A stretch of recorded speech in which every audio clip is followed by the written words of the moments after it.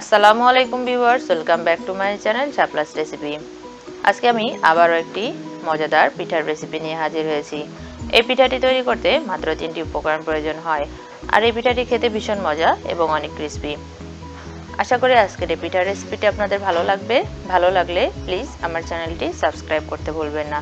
তাহলে চলুন ভিউয়ার্স, আমরা মূল রেসিপিতে চলে যাই। আমি পিঠাটি তৈরি করার জন্য প্রথমে একটি মিক্সিং বোলের মধ্যে নিয়ে নিচ্ছি ফ্রেশ নারকেল কোরানো 1.5 কাপ।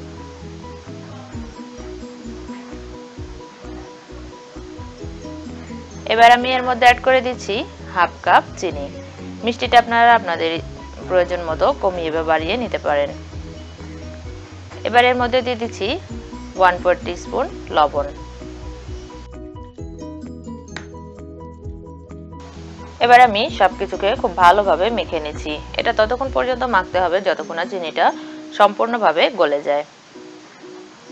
ভিউয়ার্স, আমার চিনিগুলো গলে গেছে।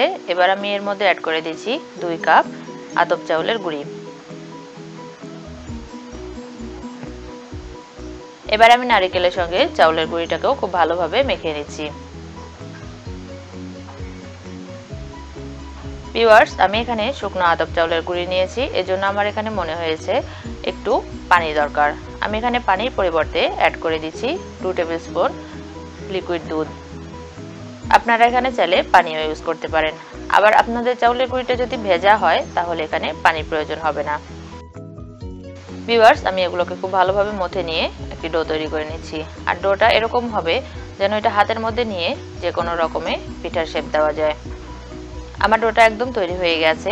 এবার আমি হাতের মধ্যে এখানে সামান্য একটু তেল লাগিয়ে নিয়েছি, এতে করে পিঠার শেপ দেওয়া খুব ইজি হবে। আমি এখান থেকে সামান্য একটু ডো নিয়ে প্রথমে হাতের মধ্যে একটু লম্বা করে নিচ্ছি। লম্বা করে নেওয়া হয়ে গেলে এটাকে চাপ দিয়ে একটু চ্যাপ্টা করে দেব।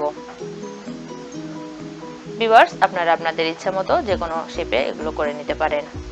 আমি সেম ভাবে সবগুলোকে পিঠা তৈরি করে নিচ্ছি।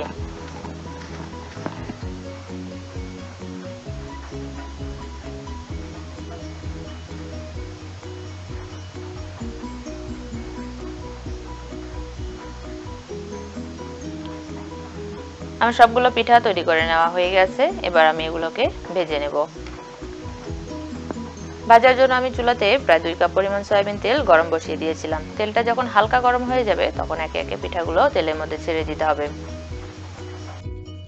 সবগুলো পিঠা তেলের মধ্যে ছাড়া হয়ে গেলে পিঠাগুলোকে 8 থেকে 10 মিনিট চুলার আঁচটা একদম লোতে রেখে পিঠাগুলোকে ভেজে নিতে হবে।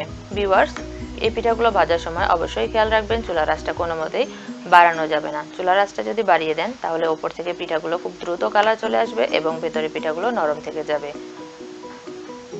এক পাশটা হয়ে গেলে খুব সাবধানে এই পিঠাগুলোকে উল্টে দিতে হবে।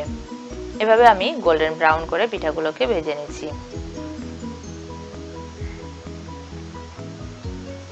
এর মধ্যে আমার পিঠাগুলো খুব সুন্দর কালার চলে এসেছে। আমি এই পিঠাগুলোকে এবার উঠিয়ে সার্ভ করে নিচ্ছি।